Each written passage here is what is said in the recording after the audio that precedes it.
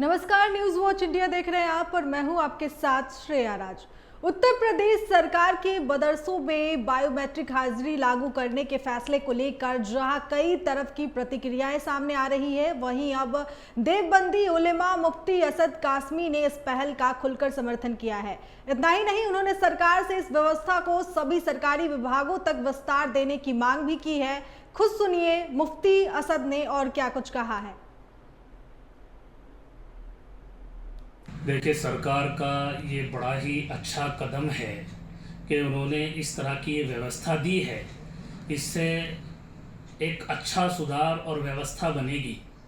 तो ये चीज़ें जो हैं बायोमेट्रिक सिस्टम के ज़रिए शिक्षकों की और कर्मचारियों की जो हाज़िरी होगी, ये तमाम सरकारी इदारों के लिए है। तो मैं ये मांग कर देना चाहता हूँ सरकार से कि सरकारी स्कूलों में भी होना चाहिए, सरकारी अस्पतालों में भी होना चाहिए, मदरसों के अंदर भी होना चाहिए, और जहाँ जहाँ भी सरकारी कर्मचारी काम कर रहे हैं वो तमाम ही जगहों पर इस तरीके का सिस्टम होना चाहिए। बड़ा ही अच्छा सिस्टम है। सरकार जो है हमेशा लोगों की व्यवस्था देखते हुए जो है योजनाएं ला रही है। तो बड़ी ही अच्छी योजना लाए हैं, बड़ी ही अच्छी व्यवस्था है। हम जो है सरकार की इस जो व्यवस्था जो लागू करने के लिए जा रहे हैं, हम इसकी सराहना करते हैं। बड़ा ही अच्छा। तो देखा आपने, मदरसों में बायोमेट्रिक हाजिरी लागू करने के सरकार के फैसले को देवबंदी उलेमा मुफ्ती असद कासमी ने सकारात्मक कदम बताया है। उनका कहना है कि इससे शिक्षकों और कर्मचारियों की उपस्थिति को लेकर पारदर्शिता आएगी और संस्थानों में अनुशासन मजबूत होगा। इस पर ज्यादा जानकारी के लिए हमारे साथ सीधा जुड़ते हैं संवाददाता जोगेंद्र कल्याण के साथ। जोगेंद्र, सरकार के मदरसों में बायोमेट्रिक हाजिरी लागू करने के फैसले को लेकर अब क्या प्रतिक्रिया सामने आ रही है? देखिए, आपको बता दूं, सरकार ने बायोमेट्रिक जो अटेंडेंस है उसके लिए एक कानून लागू किया है, जिसमें मदरसों को लेकर भी ये कानून पास किया गया है, जिसमें देवबंदी मुफ्ती जो मुफ्ती असद कासमी है, उन्होंने सरकार के फैसले की सराहना की। उन्होंने कहा है कि मदरसों में इस तरह का अगर बायोमेट्रिक हाजिरी लगेगी तो कर्मचारियों और जो शिक्षक है उनकी भी मौजूदगी और गैर मौजूदगी का भी पता चल पाएगा। उन्होंने कहा है सरकार के इस फैसले को लेकर सभी मदरसों में ये अच्छी पहल की गई है, चाहे देवबंद दारुल उलूम हो चाहे छोटे मदरसे हो, सभी में इस तरह का जो बायोमेट्रिक अटेंडेंस लगेगी, जो हाजिरी लगेगी, उससे ये मतलब उससे जो शिक्षक है, कर्मचारी है, उनकी उपस्थिति भी दर्ज रहेगी, कौन स्कूल में आ रहा है, कौन नहीं आ रहा है। जोगेंद्र, उलेमा मुफ्ती ने इस कदम को लेकर क्या कहा है और उन्होंने इसे क्यों सही बताया?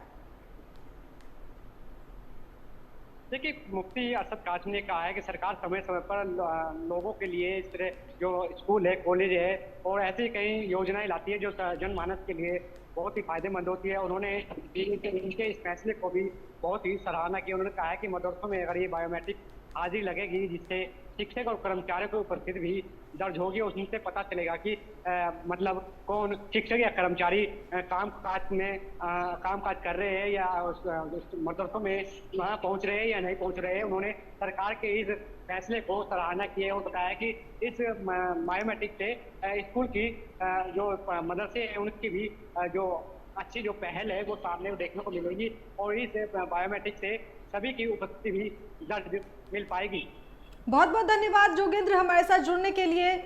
अब रुक करते हैं अगली खबर की ओर। गंगा एक्सप्रेसवे पर देर रात एक भीषण सड़क हादसा हो गया, जहां बनारस से दिल्ली जा रही एक डबल डेकर बस अनियंत्रित होकर पलट गई। बताया जा रहा है कि ड्राइवर को नींद आने के कारण ये बड़ा हादसा हुआ, जिसमें करीब 20 यात्री घायल हो गए। सभी घायलों को तुरंत नजदीकी अस्पताल में भर्ती कराया गया है। हादसा बिसरौली थाना क्षेत्र के गंगा एक्सप्रेसवे पर हुआ, जहां घटना के बाद अफरा तफरी का माहौल बन गया। हादसे के बाद राहत और बचाव कार्य शुरू किया गया और घायलों को बस से बाहर निकालकर इलाज के लिए भेजा गया। फिलहाल सभी घायलों का इलाज जारी है और प्रशासन मामले की जांच में जुटा हुआ है। अब बात करते हैं उत्तर प्रदेश की। उत्तर प्रदेश एटीएस को देश विरोधी गतिविधियों के खिलाफ बड़ी सफलता हाथ लगी है। बुलंदशहर से 2 संदिग्ध आरोपियों को गिरफ्तार किया गया है, जिन पर स्लीपर सेल के रूप में काम करने और पाकिस्तान से जुड़े हैंडलर्स के संपर्क में रहने के गंभीर आरोप है। इस कार्रवाई के बाद सुरक्षा एजेंसियों में हड़कंप मच गया है और पूरे इलाके में सनसनी फैल गई है। वहीं इस घटना को लेकर एटीएस के आला अधिकारी अमिताभ यश ने क्या बताया, वो सुनिए। दिनांक 17 जून 2026 को एटीएस उत्तर प्रदेश द्वारा 2 अभियुक्तगण मोहम्मद उमर व फैज़ान को गिरफ्तार किया गया। ये दोनों पाकिस्तानी गैंगस्टर्स के निर्देश पर आबिद जट के फ़ोटो विभिन्न स्थानों पर चस्पा कर भय एवं आतंक का माहौल पैदा करना चाहते थे। इनके द्वारा बुलंदशहर में कई स्थानों पर पाकिस्तानी डॉन आबिद जट लिखा हुआ आबिद जट का फ़ोटो पोस्टर लगाया गया था और उसका वीडियो भी बनाकर भेजा गया था। इन लोगों को आर्मी कैंट की रेकी करने का भी टास्क दिया गया था। इनके पास से आबिद जट के पोस्टर लगाते हुए वीडियोज़, आबिद जट के पोस्टर्स व अन्य डिजिटल साक्ष्य भी प्राप्त हुए हैं। गिरफ्तार अभियुक्तों के विरुद्ध सुसंगत धाराओं में अभियोग पंजीकृत कर विधिक कार्रवाई की जा रही। इसमें ज्यादा जानकारी के लिए सीधा जुड़ते हैं हमारे संवाददाता लोकेश कुमार के साथ। लोकेश, एटीएस को इन संदिग्धों तक पहुंचने में किस तरह के इनपुट मिले थे? देखिए, मैं आपको बता दूं, ये पूरा मामला बुलंदशहर के कोतवाली देहात अकबरपुर गांव का है। इन दोनों के नाम जो बताए जा रहे हैं, मोहम्मद उमर पुत्र जुल्फिकार, जो कि अकबरपुर गांव का ही निवासी है, तो वहीं जो दूसरा आरोपी है उसका नाम फैजान पुत्र नशीमुद्दीन है। ये एक स्लीपर सेल के रूप में यहाँ रहकर काम कर रहे थे, पहचान छुपाकर रह रहे थे।